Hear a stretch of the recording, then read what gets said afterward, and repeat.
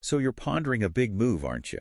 Maybe thinking it's time to sell your home. Could be for retirement, maybe getting closer to family, or just unlocking funds for that next big adventure. Yeah, lots of reasons people move. But here's the tricky part, right? How do you make sure those plans don't just get derailed? What happens if you price it wrong? That's a huge concern. Yeah, and I was really struck by what our source material highlighted about this. It seems like there's this really tempting idea, but it often backfires. This testing the waters with a super high price. Oh, yeah, we see that a lot. Okay, so let's really unpack this. Today we're doing a deep dive into, navigating the tricky bits of pricing your home strategically in the current market, helping you sidestep those common costly mistakes. Good plan.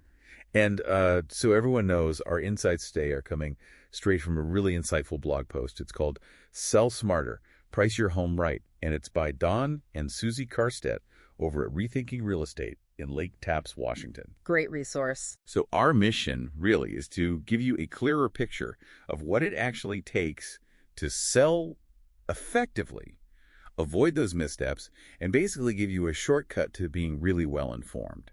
And what's fascinating here, is how often sellers who mean well just hit a wall because they don't fully grasp the current market dynamics. It changes so fast sometimes. Exactly. And to put some numbers on it, the source mentioned this really striking statistic. Back in June, over 20% of homes active on the market actually had a price reduction. Wow, 20%. Yeah, and that's apparently the highest rate we've seen in recent years. So it's not just a number, right? It's a really strong signal that, a lot of homeowners are learning about overpricing the hard way. Learning the hard way, yeah. That sounds painful. It is. And if you connect that to the bigger picture, it means a lot of life plans are probably getting put on hold. Oh. And that's more than just, inconvenient. It's genuinely discouraging for people. We're talking about those big goals, retirement, moving near the grandkids, freeing up cash for the next thing. That 20% figure really does jump out, doesn't it? It kind of suggests a lot of sellers start off hopeful, but maybe not quite aligned with what buyers are actually willing to pay, like right now. Precisely. So what actually happens? What are the consequences when a home starts out priced too high? Well, the source is pretty clear on this. You immediately lose that crucial initial momentum. Momentum, okay. Yeah, think about it like a buyer. A home hits the market, price seems inflated. It just sends the wrong message from day one. And as the Karstedts put it, you don't really get a second shot at a first listing. Good point. Second chances for a first impression. Exactly. That high price can make buyers think, maybe subconsciously, I wonder what's wrong with that place, even if nothing's wrong. Right. They see the price, maybe they just scroll right past, move on to other homes that seem like, better value right off the bat. And then often what comes next is that thing people call chasing the market. Can you explain what that actually looks like? Yeah, chasing the market. It's that really painful, frustrating cycle where a seller keeps lowering the price because the first ask was just too high. Okay. You're always sort of one step behind what buyers are actually willing to pay in the current conditions. And it's not just about potentially losing money on the sale price itself. It drags out the whole process, increases your holding costs, mortgage, taxes, insurance, upkeep, and it can lead to something called buyer fatigue. Ah, buyer fatigue. I've heard that term. Yeah. Let's make sure we're clear what exactly is that in this situation. So buyer fatigue here is when the active buyers, the serious ones looking in your area, they just get tired of seeing the same overpriced homes sitting there. Okay. They see your listing pop up initially, then maybe it reappears later with a price drop, then maybe another one. It makes them wary. I see. They start wondering? Yeah, they start wondering, what's the deal with that house? Why does it keep getting reduced? So even if the price eventually drops down to what might be a perfectly reasonable level, that initial impression, that history of reductions, it's created this lingering skepticism. Buyers have either moved on mentally, or if they do make an offer, they'll often factor in that perception and come in lower than they might have if it had just been priced right from the get-go. Okay, so if testing the waters is basically a trap, and we know those automated estimates, Zillow, Redfin, they can be misleading. Definitely. Because, let's face it, an algorithm doesn't walk through your home. Right? It doesn't see your brand new kitchen or the amazing view or even just the feel of your particular street. Exactly. They miss all the nuance. So what does work then? How do smart sellers actually avoid getting into this mess? Well, the source really emphasizes this. The homes that are selling, and selling well are the ones priced right from the beginning. Right from the beginning. Okay. And this isn't about like wishful thinking or just picking a number you want. It takes real intention, a deep understanding. So more than just a guess. Oh, much more. It's a mix of hard data, sure, but also that crucial local market experience and, frankly, honest conversations between the seller and their agent.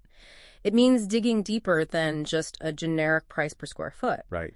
You need to look really closely at recently sold comparable homes, comps, within a pretty tight radius, and specifically ones that really share similar features, the condition, the square footage. So we're not just glancing at the house down the block that sold, say, 3 months ago for X amount. There's more to it. Exactly. That's just one piece. It's also really crucial to understand the days on market, or DOM, for those comps. Okay, days on market, how long they took to sell. Yep. How long are similar homes actually sitting on the market in your specific neighborhood, like right now? If the DOM is low, it suggests things are moving, maybe prices are good. If a comparable home sat for a long time, that might signal it was overpriced or maybe had other issues. We also look at things like absorption rates. Absorption rates. Yeah, basically how quickly are homes being snapped up in that area. It tells you if it's more of a buyer's market or a seller's market right now. All of these little granular details, they let you get strategic, even with psychological pricing. Like pricing just under a round number. Exactly, like pricing at, say, $499,000 instead of $500,000. Yeah.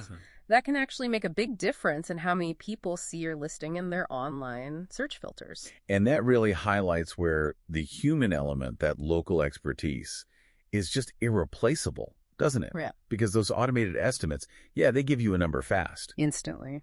But it's just an algorithm crunching numbers. Like I said, it doesn't see your specific home, your upgrades, the layout. Yeah. Whether you're on the quiet side of the street. It doesn't get the feel of the local market right now. Absolutely not. It can't walk through the door, feel the flow, understand the story of the home. Those automated values pull from public records, broad trends.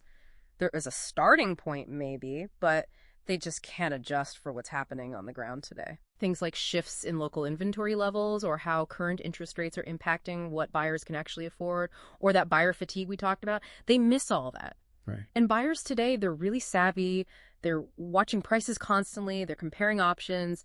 They will skip over homes that just feel overpriced from the start. Makes sense. That's why relying only on those broad automated numbers or even just a simple average price per square foot can lead to really disappointing results and that whole chasing the market nightmare. So the takeaway is that the homes selling effectively are priced strategically, not just automatically. Precisely. It's about blending comprehensive data analysis with that nuanced, boots-on-the-ground insight that only a local expert gets after actually seeing your specific property and understanding what makes it valuable. Okay, so pricing is critical, but you also mentioned it goes beyond just the price tag.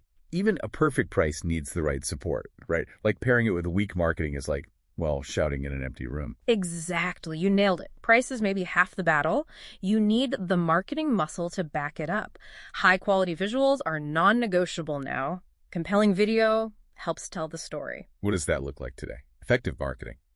Well, it's definitely not just a few quick snaps from your phone. Right. We're talking professional photography, absolutely. Often drone shots to really show the property in its setting, its context. Virtual tours are huge, letting buyers feel like they're walking through from literally anywhere in the world. Good video doesn't just show rooms, it tells a story, captures the lifestyle the home offers, and then there's the targeted promotion. Targeted, how so? Using social media, for instance, not just blasting it out, but using demographic data, interest targeting, to reach people who are actually looking for a home like yours with those specific features in that price range, in that area. Yeah. And making sure your listing has strong visibility on Google, so when buyers actively search for, say, 3-bedroom homes, lake taps, yours is right there. It's this whole package that ensures when your home is priced right, the right buyers actually see it and see it presented beautifully. Okay, so pulling this all together, what does this mean for you, the listener, the potential seller? It really means avoiding all that stress, right? The lost time, the constant price cuts involved in chasing the market. It means you can make a more confident decision right from the start. Yeah, and potentially save yourself tens of thousands of dollars in the process, not just on the final price, but holding costs, stress. Absolutely. And just move on to your next chapter much more smoothly with less friction. Which is usually the whole point of selling in the first place. Exactly. This whole discussion brings up maybe a broader question for you to think about beyond just selling a home. Yeah. In a world that's increasingly driven by these instant, automated estimates, easily accessible, broad data for everything, where else might we be kind of overlooking the massive value of local insight, of that nuanced understanding, of actual human experience when we're making really critical decisions? That's interesting. Like beyond real estate. Yeah, think about it. How could understanding this difference, the gap between broad data and granular, on-the-ground reality, how could that inform other big choices in your life? Maybe an investment or a career shift, or even, I don't know, a health decision. That's a really provocative thought. Looking for the nuance, the local context, the human element, not just the algorithm's answer. Exactly. Because ultimately, whether it's selling your home or making another big move, having the right strategy grounded in both data and real understanding is what helps you move forward confidently to whatever comes next.